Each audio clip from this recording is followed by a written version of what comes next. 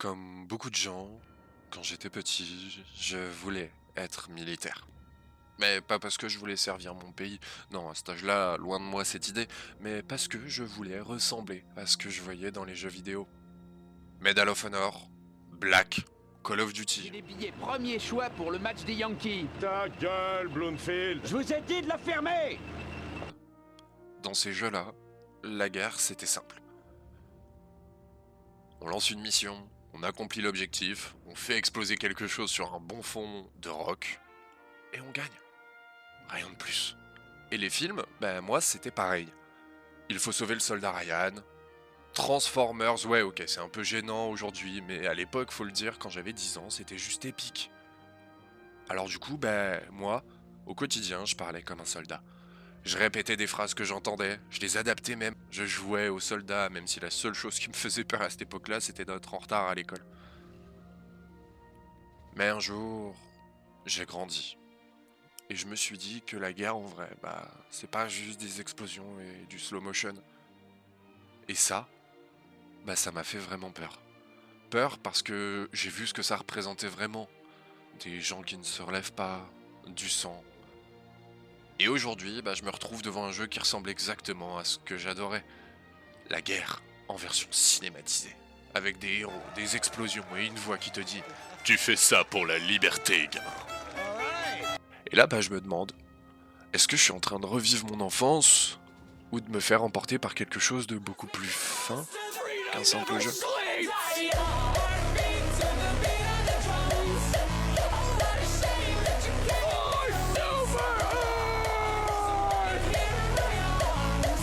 Salut à tous, c'est le Pèlerin et aujourd'hui je vous emmène avec moi dans Helldivers 2.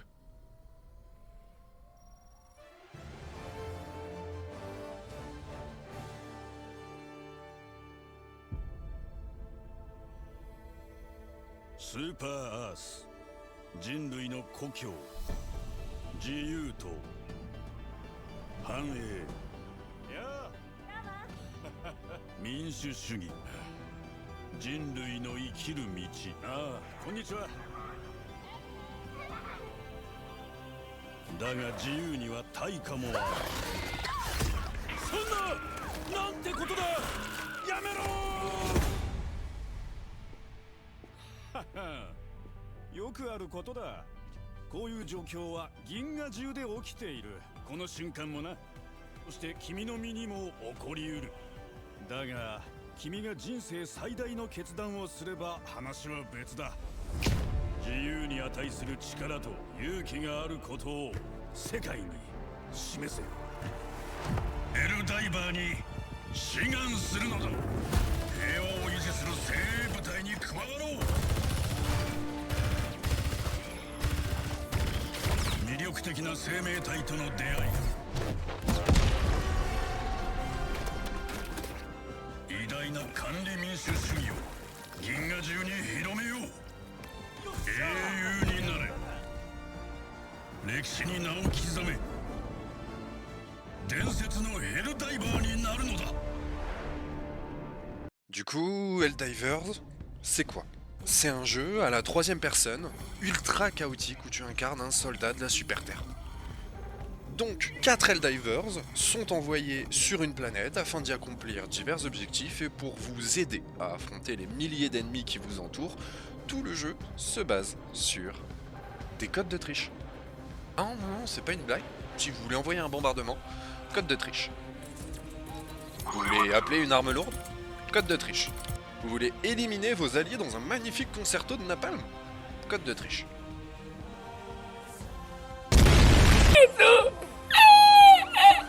Tous vos objectifs réalisés, bah, il vous reste plus qu'à vous extraire.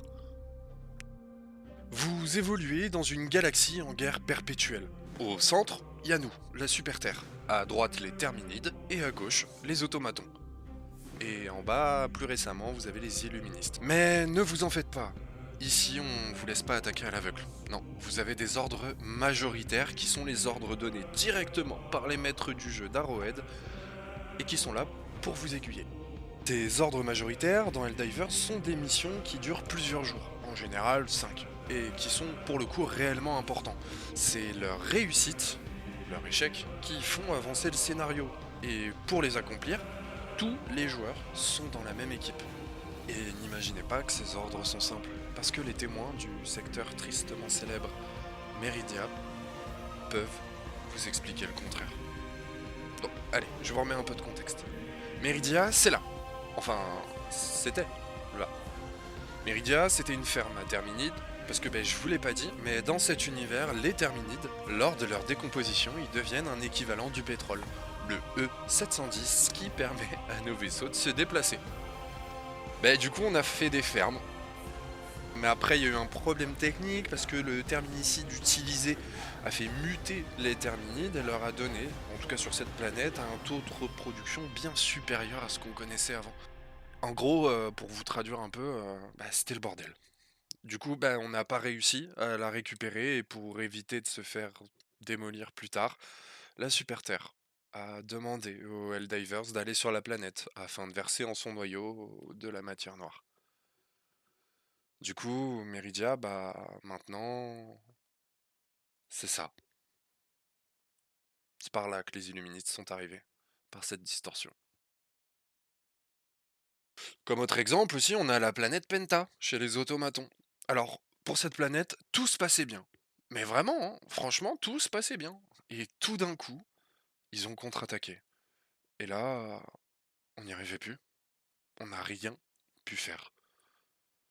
Du coup, l'étoile de la paix, qui est un bâtiment que la Super Terre cherchait à construire depuis quelques temps, qui venait tout récemment d'être achevé, a validé la destruction de la planète Penta par un trou noir.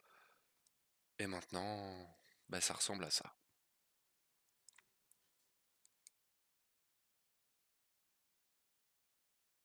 Comment parler de Helldivers 2 sans parler de son histoire?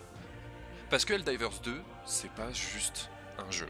Non, c'est un système de propagande et de communauté qui fonctionne parfaitement ensemble. D'un côté, on a la Super Terre, le ministère de la vérité, la démocratie contrôlée, avec des messages solennels, des musiques triomphantes, des slogans en boucle sur la liberté, des images de famille heureuse, bref le paradis finalement. Et évidemment, des Helldivers qui tombent du ciel comme des héros. De l'autre, du coup c'est la communauté. Des milliers de joueurs coordonnés, des escouades, des guildes, des discords, même des raids autour de telle ou telle planète. Et c'est ça qui est simplement jouissif. Dans ce système, la propagande devient une sorte de langage commun. On n'entend plus seulement la voix du jeu, on entend aussi celle de la communauté. Au quotidien, et moi le premier, j'utilise des expressions comme « Ok, on a réussi à libérer cette planète. Nickel, on a empêché l'invasion sur machin. » Ces expressions, elles font partie et elles sont monnaie courante chez nous, les Helldivers. Et tout ça, ça se mélange. Le jeu te vend une vision héroïque de la guerre. La communauté, elle, va la reprendre, la parodier, la critiquer et voire même la transformer.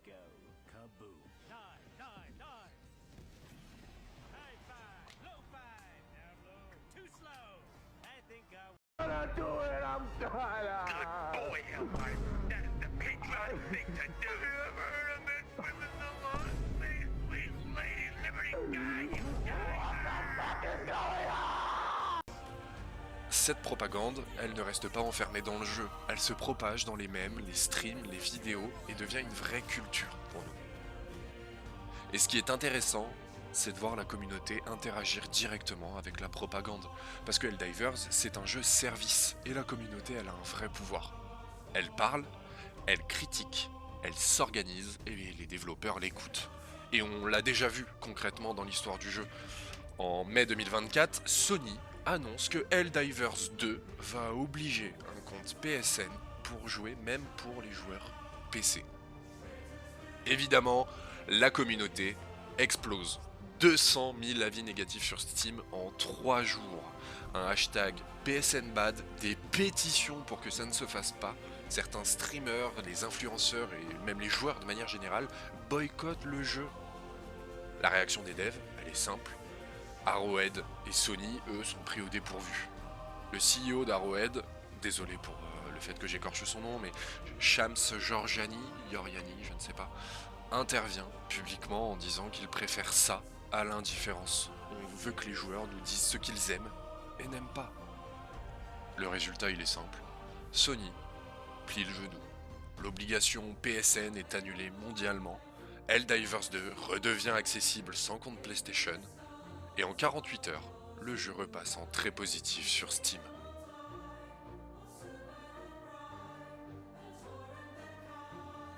Une phase de critique très forte, une reprise de la communauté, des retours structurés et des ajustements.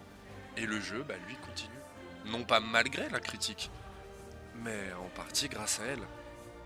Dans ce contexte, la propagande n'est pas juste un outil pour manipuler les joueurs.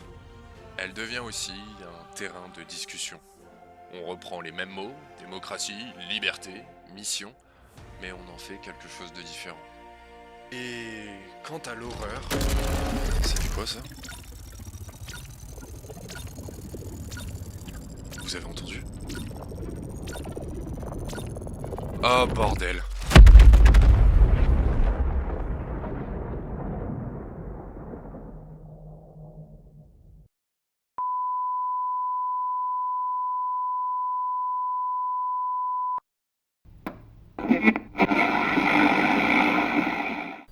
Ne vous inquiétez pas, chers citoyens.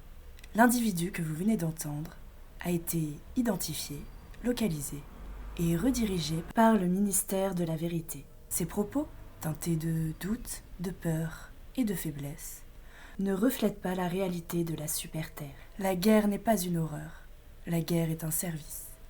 Un service rendu à la liberté, à la démocratie et à la paix. Il fut un temps où les enfants rêvaient d'être soldats à cause des vieux jeux vidéo. Des images floues, des zones grises, voilà ce qu'il en reste. Aujourd'hui, la Super-Terre a tout simplifié. Il n'y a plus de doute, il y a un choix clair, devenir un Helldiver, symbole de la démocratie, de la liberté. Citoyens, ne vous inquiétez pas. Nous avons identifié la source de vos doutes. Ils viennent de votre propre esprit. Et votre esprit, nous pouvons le corriger. Vous avez écouté jusqu'ici une série de fragilités, de peurs et de questions inutiles. Mais maintenant, nous allons vous montrer la vérité officielle. La vérité de la Super-Terre. La guerre n'est pas une horreur. La guerre est un service. Un service rendu à la liberté, à la paix et à la démocratie. Chaque Helldiver largué depuis l'orbite est un acte de bonne volonté.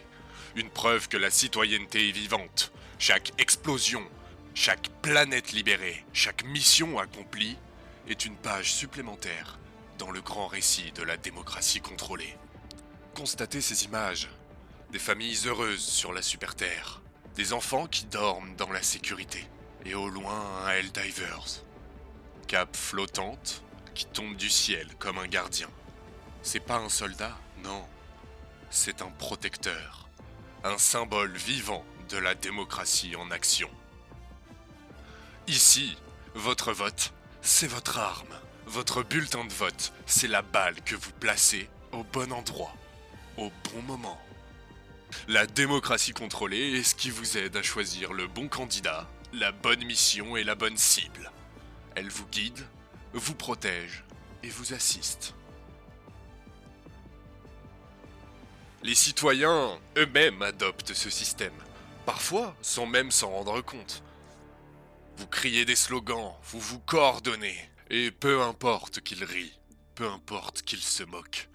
Il reste dans le cadre défini par la Super-Terre, car même la critique peut être intégrée au récit. Même la guerre peut être transformée en un instrument pacificateur. Et maintenant, citoyens, vous écoutez ce discours, vous voyez ces images, vous sentez la musique monter et vous vous dites peut-être « c'est un jeu, ce n'est pas réel ». La guerre n'est pas un jeu, la guerre est un ordre indispensable. Et la Super-Terre a le devoir de le maintenir. Vous êtes invités à participer, à obéir, à croire et à continuer. Ne vous posez plus de questions. Acceptez le récit et rejoignez les Helldivers. Car dans la guerre, il n'y a pas de place pour la peur.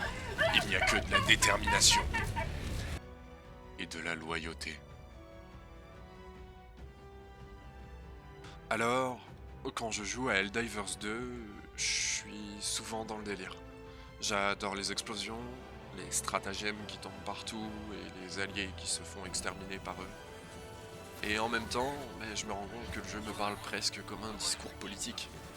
Tu es un citoyen, tu défends la démocratie, tu fais avancer la liberté. Et ça, c'est à la fois drôle et un peu troublant.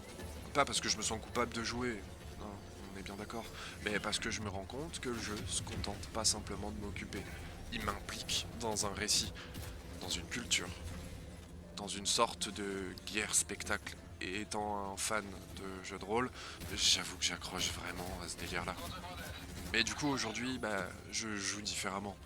Je laisse le jeu me vendre sa propagande, je profite de la communauté, je me marre, je me fais exploser par mes propres mines.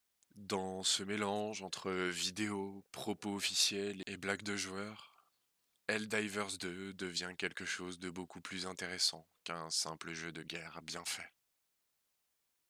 Merci d'avoir regardé cette vidéo en entière. J'espère qu'elle vous aura plu et surtout qu'elle vous aura donné envie de découvrir le monde que représente Helldivers. Vous avez aussi la possibilité de regarder même, ne serait-ce que les mêmes sur TikTok ou YouTube Short, vous en avez des tonnes.